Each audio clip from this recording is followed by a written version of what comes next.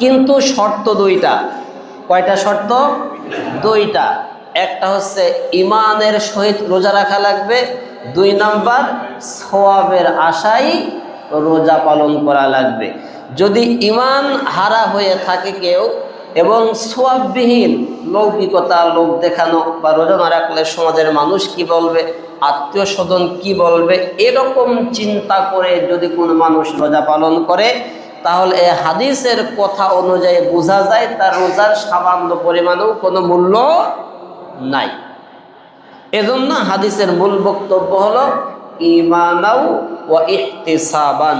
যে ব্যক্তি ঈমানের সহিত এবং সওয়াবের আশা নিয়ে, আল্লাহর সন্তুষ্টির উদ্দেশ্য নিয়ে রোজা পালন করবে, তার ক্ষেত্রেই কেবল গুফিরা লাহু মা তাকাদ্দামা মিন যামবিহি, পূর্বের জীবনে যত গুনাহ আছে সব গুনাহ আল্লাহ পাক রব্বুল আলামিন মাফ করে দেবে। এরপরে এ রমজান মাস এমন একটি মাস, আল্লাহ পাক রব্বুল আলামিন চায় তার বান্দাকে জান্নাতি করতে, আল্লাহ পাক চায় তার বান্দাকে জান্নাতে দিতে। এই কারণেই চায় যে ফেরেশতারা আল্লাহর ইবাদত বন্দেগী করে, পৃথিবীর সকল লক্ষ লক্ষ মাখলুকাত আল্লাহর ইবাদত বন্দেগী করে, আল্লাহর কাছে বেশি ভালো লাগে না, আল্লাহর কাছে বেশি মজা লাগে না।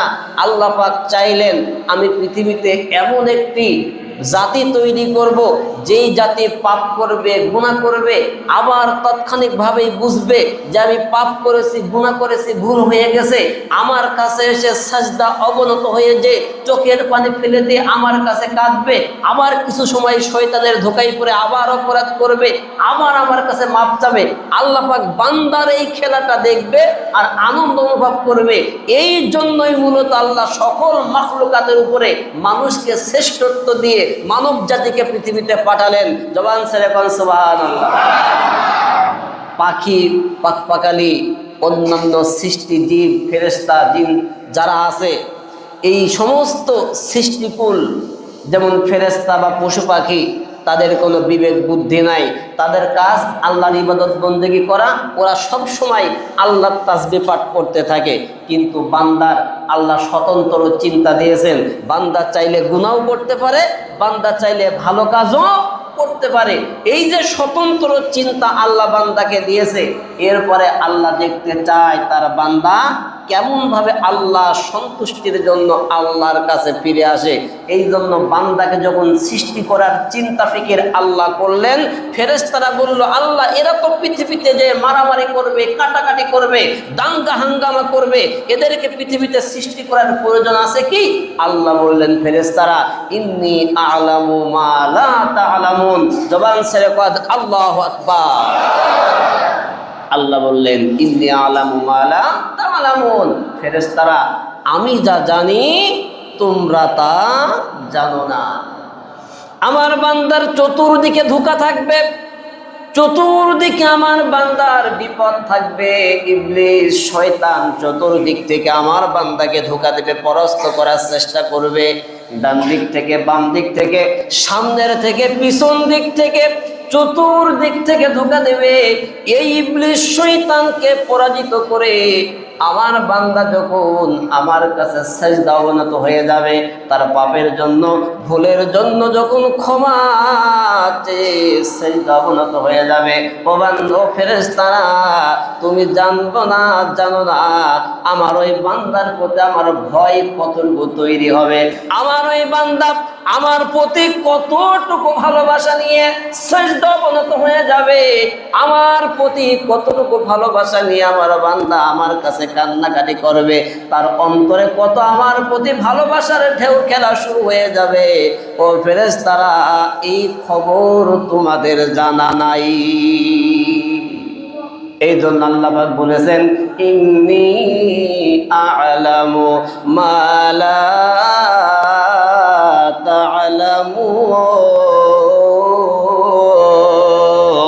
তা'লামুন, আমি যা জানি তোমরা তা জানো না।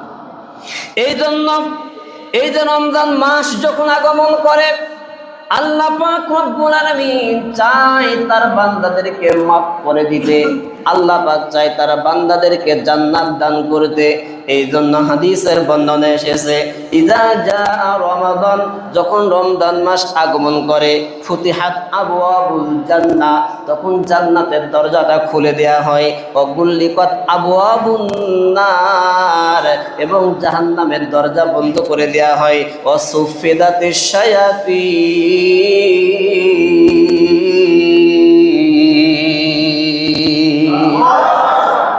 এবং শয়তানকে শৃঙ্খলাবদ্ধ করা হয়, শিকলবদ্ধ করে তাকে আটকায় ফেলা হয়।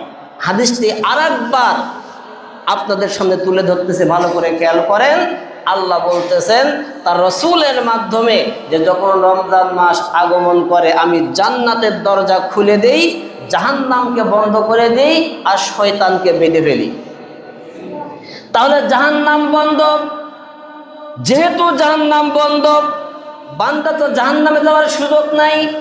আবার বান্দাকে যেই ব্যক্তি ধোঁকা দিয়ে জাহান্নামের দিকে নিয়ে যাবে, ইবলিস শয়তান, তাকেও শিকলবদ্ধ করা হলো। অর্থাৎ ইবলিসের কোনো ধোঁকাও নাই, ধোঁকা দিতেও পারতেছে না। তাহলে এখন খোলা আছে শুধুমাত্র জান্নাতের দরজা। বলেন তো, ওই যে আমরা একটা শব্দ ব্যবহার করি ফাঁকা মাঠে গোল দিয়া, বিষয়টা কি এরকম কিনা? জাহান্নাম বন্ধ, শয়তানকে আল্লাহ বন্দী করে রেখে দিল, আর জান্নাতের দরজা খুলে দিল ইমানদার বান্দাদের জন্য, এবং জানিয়ে দিল, ও ইমানদার বান্দারা, এমন একটা সুযোগ আমি তোমাদের জন্য তৈরি করে দিলাম, শুধুমাত্র আমার কাছে একবার ফিরে আসো, আমার কাছে আনুগত্য স্বীকার করো। রমজানের রোজা তোমার জন্য এমন ভাবে আমি আল্লাহ পাক রব্বুল আলামিন পুরস্কার হিসেবে দান করলাম। বান্দা, তোমার জন্য সামনে জান্নাতের দরজা উন্মুক্ত আছে, যাও ফাঁকা মাঠে গোল দিয়ে তুমি জান্নাতে চলে যাও।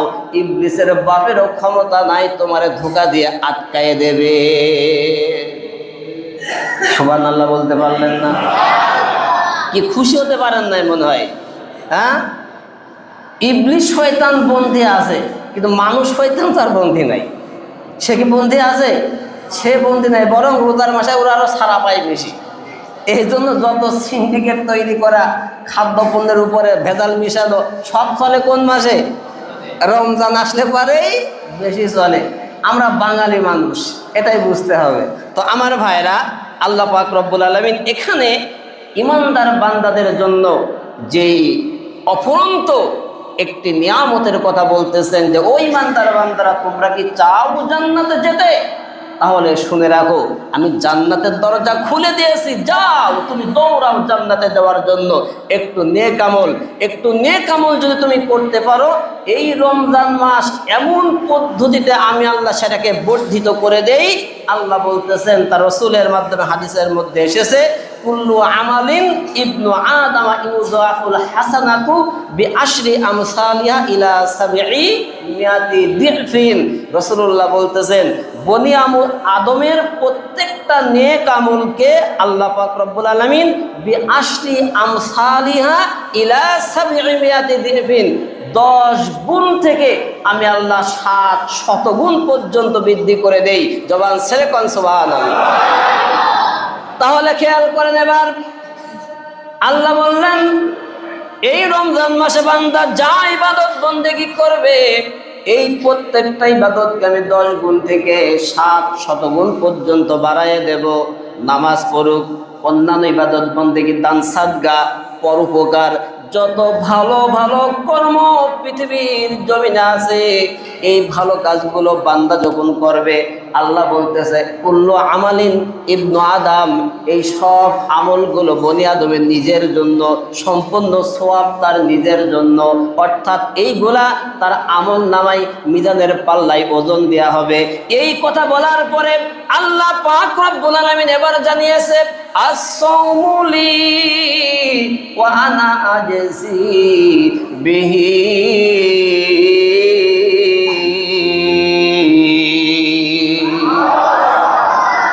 কিন্তু রোজা আমার জন্য, রোজার প্রতিদান আমি আল্লাহ নিজে দান করব। জবান ছেড়ে কোন সুবহানাল্লাহ। তাহলে নামাজের ক্ষেত্রে আল্লাহ বললেন না যে এটা আমার জন্য, দানের ক্ষেত্রে আল্লাহ বললেন না যে এইটা আমার জন্য। পরোপকার, সমাজ সেবা, যত ভালো ভালো কর্ম এই সমাজের মধ্যে আছে, এই দেশে আছে, কোনো ইবাদতের ক্ষেত্রে আল্লাহ বললেন না যে এটা আমার জন্য, বরং আল্লাহ বলেছে এগুলো সব আমার বান্দার জন্য। এরপরে শুধুমাত্র একটা ইবাদতের কথা আল্লাহ বলতেছে না, সৌমুলি ওয়া না আজিজিবি, রোজা আমার জন্য, এর প্রতিদানটাও আমি আল্লাহ পাক রব্বুল আলামিন নিজেই দান করব। তার মানে রোজা হইল ওভারটাইম।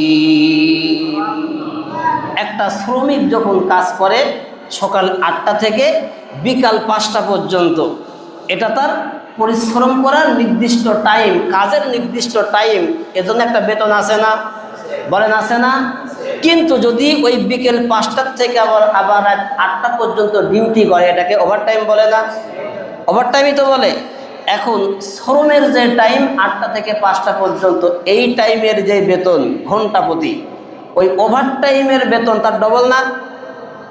ওভারটাইমের বেতন নির্দিষ্ট টাইমের তুলনায় ঘন্টা প্রতি তার ডবল। তাহলে আল্লাহ বললেন নামাজ, দান, সাদকা, হজ, যা কিছু ইবাদত আছে সব সওয়াব তার জন্য, অর্থাৎ এজন্য একটা সওয়াব তার আমলনামায় যুক্ত হবে।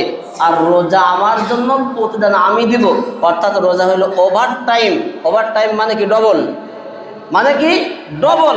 এইবার খেয়াল করেন, আল্লাহ বলতেছে রোজা আমার, এর পুরস্কার আমি আল্লাহ দিব, কিন্তু কি পুরস্কার দিব এই কথা কিন্তু হাদিসের মধ্যে এই জায়গায় উল্লেখ করা হয় নাই।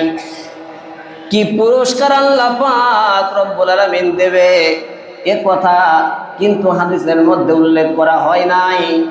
এতটুকু শুধু বিবেক দিয়ে চিন্তা করেন, আল্লাহ পাক যদি তার বান্দাকে কোনো পুরস্কার দেয়, সেই পুরস্কার কি পৃথিবীর কোন মানুষের পুরস্কারের সঙ্গে তুলনা করা যায় নাকি? আরো জোরে বলেন। এই পৃথিবীর ইতিহাসটা এমন, একজন মানুষ আর একজন মানুষকে ভালোবাসার কারণে তার জীবনটাও দিয়ে দেয়। এরকম অনেক ইতিহাস দেখা যায়, জীবনের শুরু থেকে শেষ পর্যন্ত যা উপার্জন করেছে ভালোবাসার কারণে সব কিছু তার জন্য উৎসর্গ করে দেয়। এরকম ভালোবাসার ইতিহাস পৃথিবীতে আছে না নাই? তাহলে মানুষের ভালোবাসা যদি এমন হতে পারে, ও বন্ধু খেয়াল করেন, আল্লাহ পাক রব্বুল আলামিন তার বান্দাকে কম ভালোবাসে না বেশি ভালোবাসে? আরো জোরে বলেন। যেহেতু আল্লাহর ভালোবাসা বেশি, আল্লাহর 100 ভাগ ভালোবাসা থেকে 1 ভাগ ভালোবাসা, সেই ভালোবাসা আল্লাহ মানুষের মধ্যে দিয়েছে। আর সেই ভালোবাসার কারণে মানুষ এত আকৃষ্ট একজন আর একজনের প্রতি। তাহলে আল্লাহ পাক রেখে দিয়েছে 99 ভাগ ভালোবাসা তার নিজের ভিতরে। এবারে চিন্তা করেন, তাহলে আল্লাহ পাক রব্বুল আলামিন তার বান্দাকে কত বেশি ভালোবাসে। আর এই আল্লাহ পাক যখন বলতেছে রোজা আমার জন্য, এর প্রতিদানটাও আমি আমার বান্দাদেরকে দেব, তাহলে বলেন তো দেখি এইবার আল্লাহর পুরস্কার কেমন হতে পারে? এটা কোনো মানুষ কি কল্পনা করেও চিন্তা করতে পারে নাকি? এই জন্য হাদিসের মধ্যে এসেছে, মালা আইনুন রাআত ওয়ালা উযুনুন সামিআত ওয়ালা খাতারা আলা কলবি বাশার। আল্লাহর যে পুরস্কার থাকবে, প্রতিদান থাকবে, জান্নাতের যে নাজ নিয়ামত থাকবে, এটা কোনো মানুষ কোনোদিন চোখে দেখে নাই, কোনো মানুষ কোনোদিন কানে শোনে নাই, কেউ কোনোদিন কল্পনাও করতে পারে নাই। তার মানে আল্লাহর পুরস্কারের প্রতিদান আমাদের কল্পনা থেকেও অনেক বাইরে। সুবহানাল্লাহ বলেন।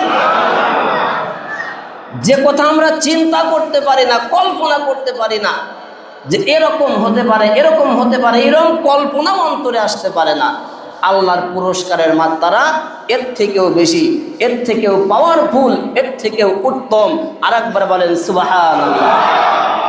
এজন্য আমার ভাইরা, এরপরে হাদিসের পরের অংশে আল্লাহ পাক বলতেছেন আল্লাহর পুরস্কারের ধরনটা কেমন হতে পারে একটু ধারণা নেন হালকা। হাদিসের পরের অংশে বলা হচ্ছে as-সাওমুল জুন্নাহ, রোজা হলো ঢাল স্বরূপ। রোজা কি স্বরূপ? ঢাল স্বরূপ। ঢাল দিয়ে কি করে বলেন তো? হ্যাঁ, যখন, হ্যাঁ ভাই বলেছেন, রক্ষা করে।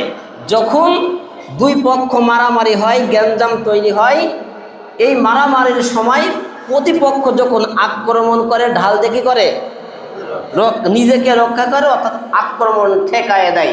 তাহলে রোজা যদি ঢাল স্বরূপ হয় তাহলে বোঝা যায় রোজা কিছু একটা আমাদের থেকে ঠেকায় দেবে, তাই না? যেহেতু বলা হচ্ছে সমুল জন্য রোজা ঢাল স্বরূপ, তাহলে ঢাল দিয়ে আমরা কি করব? অবশ্যই প্রয়োজন আছে বলেই আল্লাহ পাক বলেছেন এটা হলো ঢাল স্বরূপ। এবার ঢালটা কেমন হবে? কিয়ামতের মাঠে যখন বান্দা আল্লাহর সামনে দাঁড়াবে, কঠিন বিচারের মুখোমুখি যেই সময় বান্দা উপস্থিত হবে, মাথার উপরে সূর্যটা নেমে আসবে আর জমিনটা পুরে তামা হয়ে যাবে। পুরা হাসরের মাঠ পানি পানি বলে চিৎকার শুরু হয়ে যাবে। মাথার এই ঘেলুগুলো টকবক টকবক করে ফুটতে থাকবে, নাক বেবে কান দিয়ে বের হতে থাকবে, চিৎকার শুরু হয়ে যাবে। এমন একটা কঠিন মুহূর্তে আল্লাহ পাক রব্বুল আলামিন যখন বিচার কার্যক্রম শুরু করতে যাবে, এই সময় এই রোজা ঢাল হয়ে ইমানদার বান্দার জন্য আল্লাহ পাক রব্বুল আলামিনের কাছে সুপারিশ করে ইমানদার বান্দাদেরকে আরশে আজিমের ছায়ার নিচে স্থান করে দেবে।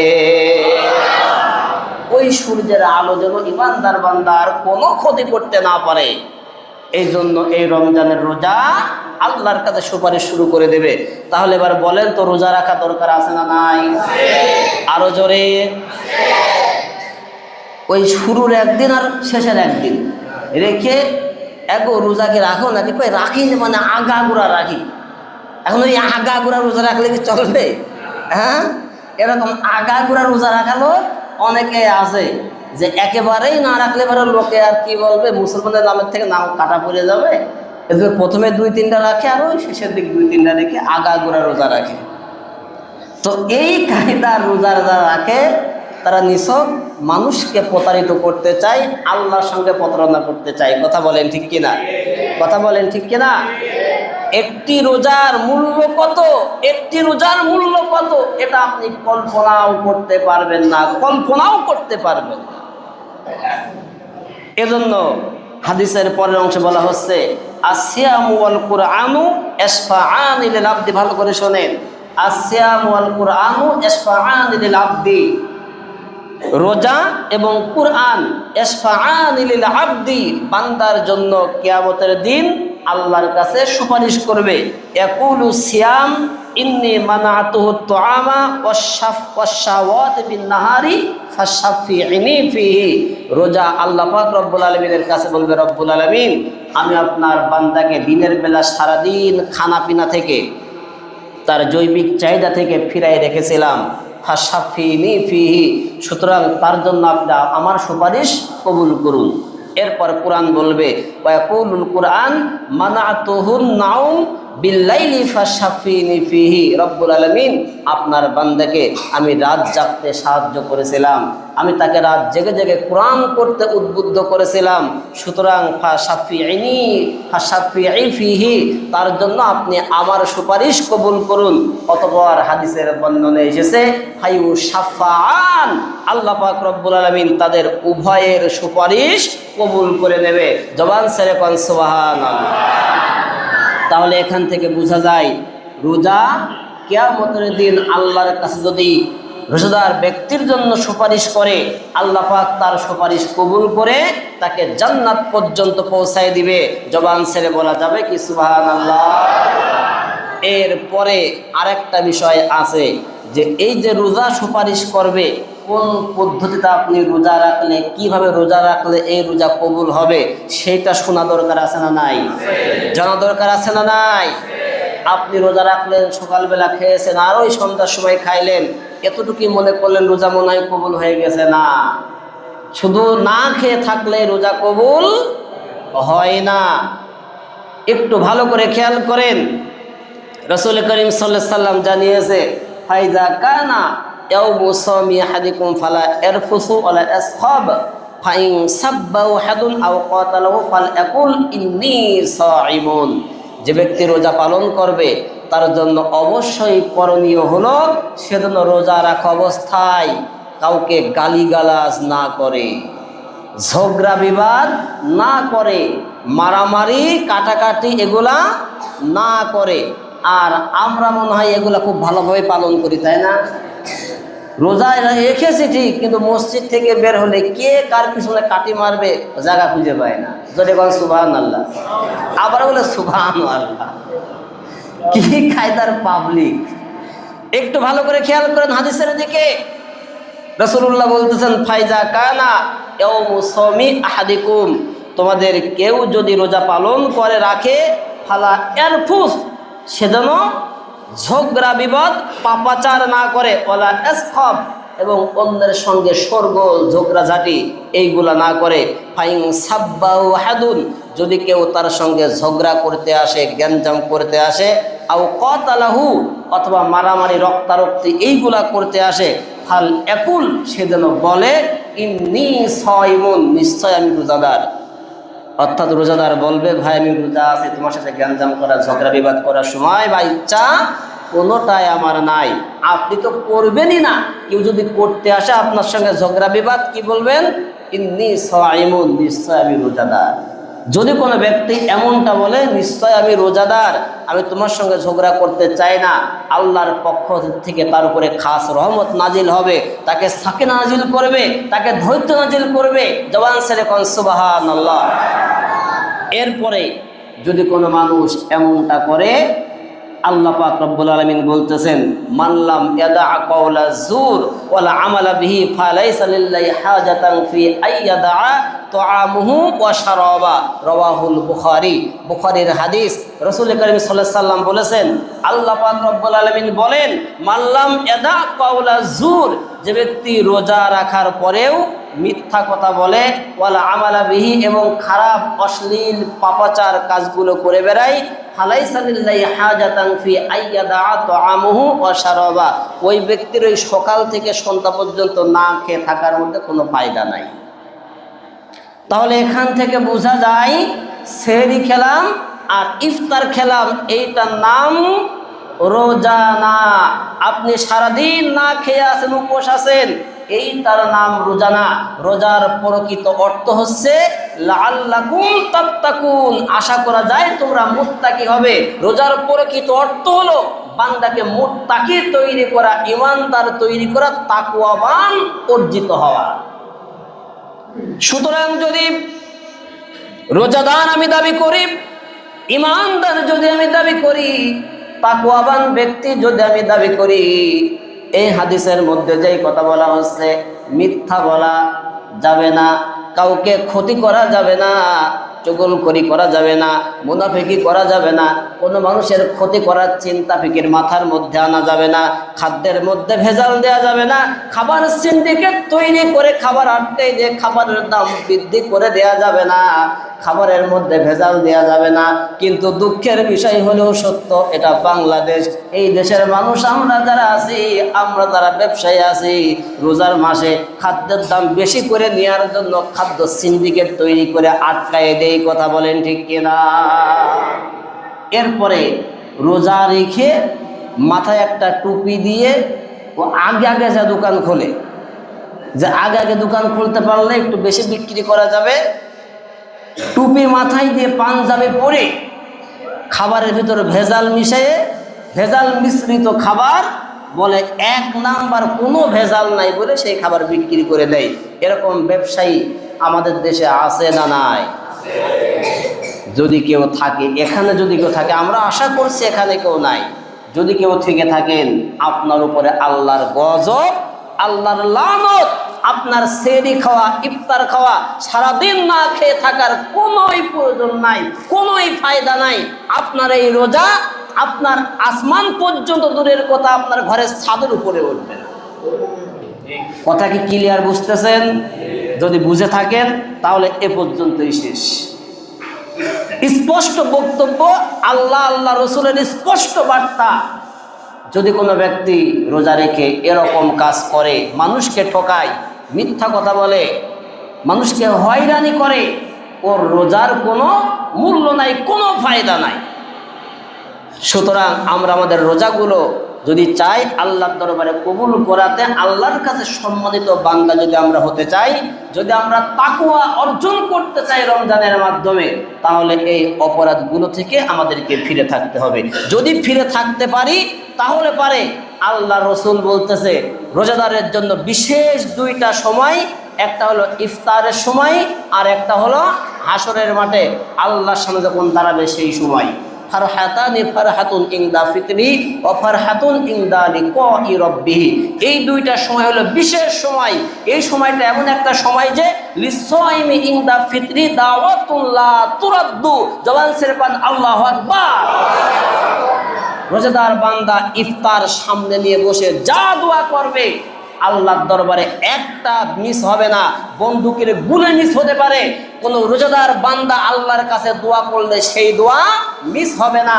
আল্লাহ পাক তা কবুল করবেন এবং কবুল করে বান্দার উপরে আকাশ থেকে বারাকা নাজিল করতে থাকবেন। জবান ছেড়ে বলেন সুবহানাল্লাহ।